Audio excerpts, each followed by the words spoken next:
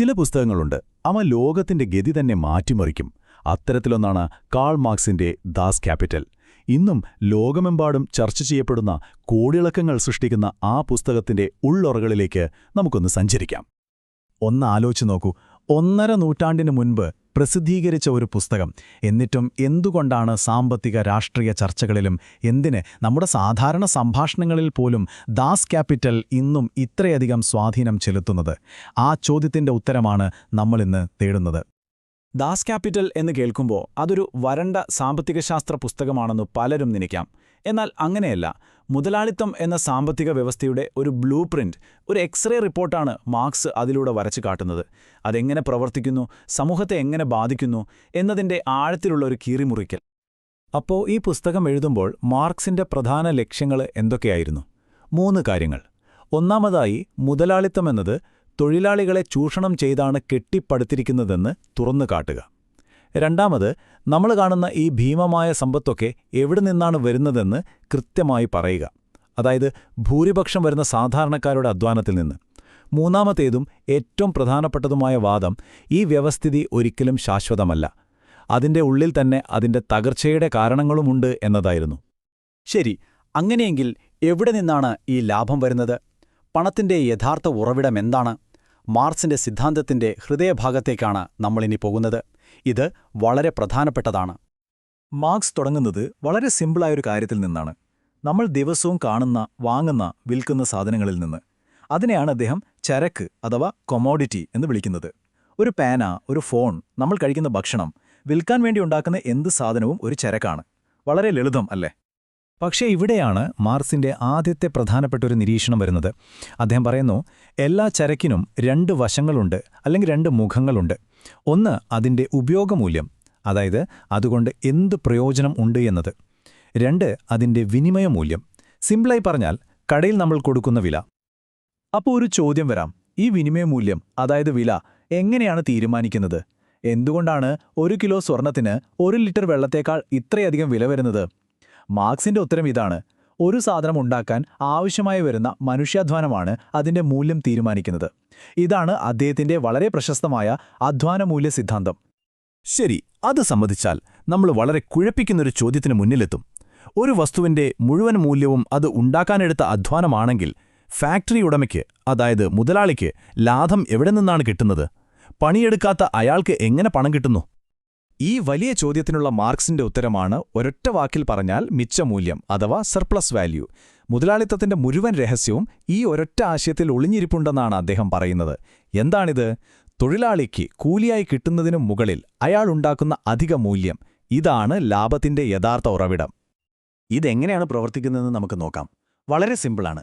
ഒരു തൊഴിലാളി ഒരു ദിവസം 8 മണിക്കൂർ ജോലി ചെയ്യുന്നുവെന്ന് വെക്കുക. ഒരുപക്ഷെ ആദ്യത്തെ 4 മണിക്കൂർ കൊണ്ട് തന്നെ അയാൾ തന്റെ ദിവസക്കൂലിക്ക് തുല്യമായ മൂല്യമുണ്ടാക്കിയിട്ടുണ്ടാവും. പക്ഷെ അയാൾ അവിടെ നിർത്തിപ്പോകുന്നില്ലല്ലോ. അയാൾ ബാക്കി 4 മണിക്കൂർ കൂടി ജോലി ചെയ്യും. ആ രണ്ടാമത്തെ 4 മണിക്കൂറിൽ അയാൾ ഉണ്ടാക്കുന്ന മൂല്യത്തിന് അയാൾക്ക് കൂലി കിട്ടുന്നില്ല. ആ പ്രതിഫലമില്ലാത്ത അധ്വാനമാണ് മുതലാളിയുടെ പോക്കറ്റിൽ ലാഭമായി വീഴുന്നത്. ഇതിനെയാണ് മാർക്സ് ഒരൊറ്റ വാചകത്തിൽ ഇങ്ങനെ പറഞ്ഞത്: തൊഴിലാളികൾ എല്ലാ സമ്പത്തും ഉണ്ടാക്കുന്നു, പക്ഷേ അവർക്കതിന്റെ ന്യായമായൊരു പങ്ക് കിട്ടുന്നില്ല. ഈ ഒരു അസന്തുലിതാവസ്ഥയാണ് ചൂഷണം. ഈ ചൂഷണം സ്വാഭാവികമായും സമൂഹത്തിലൊരു വലിയ വിഭജനത്തിന് കാരണമാകും, അല്ലേ? അത് നമ്മളെ വർഗ്ഗങ്ങൾ തമ്മിലുള്ള ഒരു നിരന്തര സംഘർഷത്തിലേക്ക് കൊണ്ടുപോകുന്നു. മാർക്സിന്റെ കാഴ്ചപ്പാടിൽ സമൂഹം പ്രധാനമായും 2ആയി തിരിഞ്ഞിരിക്കുകയാണ്. ഒരു വശത്ത് ഫാക്ടറികളും ഭൂമിയും പണവും, അതായത് ഉൽപ്പാദനത്തിന് വേണ്ടതെല്ലാം കയ്യിലുള്ള ഒരു ചെറിയ വിഭാഗം. അവരെയാണ് ബൂർഷ്വാസി അഥവാ മുതലാളി വർഗം എന്ന് വിളിക്കുന്നത്. മറുവശത്ത് ഇതൊന്നും സ്വന്തമായില്ലാത്ത, ജീവിക്കാൻ വേണ്ടി സ്വന്തം അധ്വാനം വിൽക്കാൻ മാത്രം കഴിയുന്ന ഭൂരിപക്ഷം വരുന്ന ജനങ്ങൾ. അവരാണ് പ്രോളിറ്റേറിയറ്റ് അഥവാ തൊഴിലാളി വർഗം. ഇവിടെയാണ് ഏറ്റവും പ്രധാനപ്പെട്ട പോയിന്റ്. ഈ 2 വിഭാഗങ്ങളുടെയും താൽപ്പര്യങ്ങൾ ഒന്നല്ല, നേരെ വിപരീതമാണ്. തൊഴിലാളിക്ക് കൂടുതൽ കൂലി വേണം, മുതലാളിക്കോ കൂടുതൽ ലാഭം വേണം. കൂടുതൽ ലാഭം കിട്ടണമെങ്കിൽ കൂലി കുറയ്ക്കണം. അപ്പോൾ പിന്നെ ഇതെങ്ങനെ ഒരു സഹകരണമാവും? ഇതൊരു പോരാട്ടമാണ്, എപ്പോഴും നടക്കുന്ന ഒരു വർഗസമരമാണ്. ഈയൊരു പോരാട്ടം തൊഴിലാളിയുടെ ജീവിതത്തിൽ വലിയൊരു മാനസിക ആഘാതമുണ്ടാക്കുന്നുണ്ട്. അതിനെയാണ് മാർക്സ് അന്യവൽക്കരണം അഥവാ ഏലിയേഷൻ എന്ന് വിളിച്ചത്. ഒന്ന് ആലോചിച്ച് നോക്കൂ, ഒരു ഫാക്ടറിയിൽ നിന്ന് ദിവസം മുഴുവൻ ഒരേ സ്ക്രൂ ടൈറ്റ് ചെയ്യുന്ന ഒരാൾക്ക് അയാൾ ഉണ്ടാക്കുന്ന ആ കാറിനോട് എന്താ ആത്മബന്ധമാണുണ്ടാവുക? ഒരു ബന്ധവുമില്ല. താൻ ചെയ്യുന്ന ജോലിയിൽ നിന്നും, താൻ ഉണ്ടാക്കുന്ന സാധനത്തിൽ നിന്നും, സഹപ്രവർത്തകരിൽ നിന്നും, എന്തിന് സ്വന്തം ജീവിതത്തിൽ നിന്ന് പോലും അയാൾ ഒറ്റപ്പെട്ടു പോകുന്നു. ജോലി എന്നത് ജീവിക്കാനുള്ള ഒരു വഴി മാത്രമായി മാറുന്നു, അല്ലാതെ ജീവിതത്തിന്റെ ഭാഗമല്ലാതായിത്തീരുന്നു. അപ്പോ തൊഴിലാളിയുടെ ഈ ദുരിതത്തിൽ നിന്ന് മാർക്സ് എങ്ങോട്ടാണ് ചിന്തിച്ചു പോകുന്നത്? ഈ സിസ്റ്റത്തിന്റെ തന്നെ ഭാവിയെക്കുറിച്ചുള്ള അദ്ദേഹത്തിന്റെ പ്രവചനത്തിലേക്കാണ്. പരാജയപ്പെടാൻ വേണ്ടി ഡിസൈൻ ചെയ്തൊരു സിസ്റ്റം. മാർക്സ് പറയുന്നു, മുതലാളിത്തം അതിന്റെ ഡിസൈൻ കൊണ്ടുതന്നെ അസ്ഥിരമാണ്. അതിടയ്ക്കിടെ പ്രതിസന്ധികളിൽ പെട്ടുകൊണ്ടേയിരിക്കും.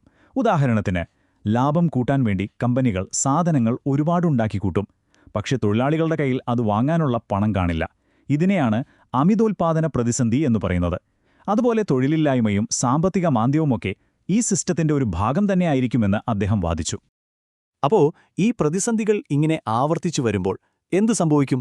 തൊഴിലാളികൾ തങ്ങൾ ചൂഷണം ചെയ്യപ്പെടുകയാണെന്ന് തിരിച്ചറിയുമെന്നും അവർ ഒന്നായി സംഘടിച്ച് ഒരു വിപ്ലവത്തിലൂടെ ഈ വ്യവസ്ഥയെ തന്നെ ഇല്ലാതാക്കുമെന്നും മാർക്സ് പ്രവചിച്ചു. അതിലൂടെ വർഗങ്ങളോ ചൂഷണമോ ഇല്ലാത്ത ഒരു പുതിയ സമൂഹം ഉണ്ടാകുമെന്നും അദ്ദേഹം വിശ്വസിച്ചു. ശരി, ഇതൊക്കെ 1.5 നൂറ്റാണ്ട് മുൻപ് പറഞ്ഞ കാര്യങ്ങളല്ലേ? ഇന്നത്തെ കാലത്ത് ഇതിനൊക്കെ എന്തു പ്രസക്തിയാണുള്ളത്? എന്തുകൊണ്ടാണ് ദാസ് ക്യാപിറ്റൽ എന്ന പുസ്തകം ഇപ്പോഴും നമ്മളോട് സംസാരിച്ചുകൊണ്ടേയിരിക്കുന്നത്? അതിന്റെ സ്വാധീനം നോക്കിയാൽ നമുക്കത് മനസ്സിലാകും. ഇന്ന് നമ്മൾ കേൾക്കുന്ന മാർക്സിസം എന്ന വലിയ ആശയത്തിന്റെ അടിത്തറ ഈ പുസ്തകമാണ്. ലോകത്ത് നടന്ന പല സോഷ്യലിസ്റ്റ്, കമ്മ്യൂണിസ്റ്റ് മുന്നേറ്റങ്ങൾക്കും പ്രചോദനമായത് ഇതാണ്. അധ്വാനം, ഉൽപ്പാദനം, വർഗം എന്നിവയെക്കുറിച്ചുള്ള നമ്മുടെ ചിന്തകളെ തന്നെ അത് മാറ്റിമറിച്ചു. സാമൂഹ്യനീതിയെക്കുറിച്ചുള്ള ചർച്ചകളെ അത് പുതിയൊരു തലത്തിലേക്ക് കൊണ്ടുപോയി. ഇനി ഇന്നത്തെ ലോകത്തേക്കൊന്ന് നോക്കിയാലോ? ലോകത്തെ അതിസമ്പന്നരും സാധാരണക്കാരും തമ്മിലുള്ള സാമ്പത്തിക അന്തരം ഭയങ്കരമായി കൂടിക്കൊണ്ടിരിക്കുകയാണ്. നല്ല ശമ്പളത്തിനും തൊഴിലവകാശങ്ങൾക്കും വേണ്ടിയുള്ള സമരങ്ങൾ എല്ലായിടത്തും നടക്കുന്നു. ഇത്തരം പ്രശ്നങ്ങളെ മനസ്സിലാക്കാനും വിശദീകരിക്കാനും മാർക്സിന്റെ ആശയങ്ങൾ ഇന്നും ഒരുപാട് പേര് ഉപയോഗിക്കുന്നുണ്ട്. സാമ്പത്തിക അനീതിക്കെതിരായ പോരാട്ടങ്ങൾക്ക് ഇപ്പോഴും അതൊരു വലിയ ഊർജ്ജമാണ്. അപ്പോൾ നമ്മൾ അവസാനം എത്തി നിൽക്കുന്ന ചോദ്യം ഇതാണ്. ചരിത്രത്തിൽ ഇന്നേവരെ കാണാത്തത്രയും സാമ്പത്തിക അസമത്വം നിലനിൽക്കുന്ന ഈ ലോകത്ത് 150 വർഷം മുൻപ് മാർക്സ് ചോദിച്ച ആ അടിസ്ഥാനപരമായ ചോദ്യങ്ങൾ, സമ്പത്ത് എവിടെ നിന്ന് വരുന്നു, അത് ആർക്കാണ് ലഭിക്കേണ്ടത്, ആ ചോദ്യങ്ങൾ ഇന്നും പ്രസക്തമല്ലേ? ഒരുപക്ഷേ എന്നത്തെക്കാളും അധികം ആ ചോദ്യങ്ങൾ ഇന്ന് നമ്മൾ ചോദിക്കേണ്ടതുണ്ടോ?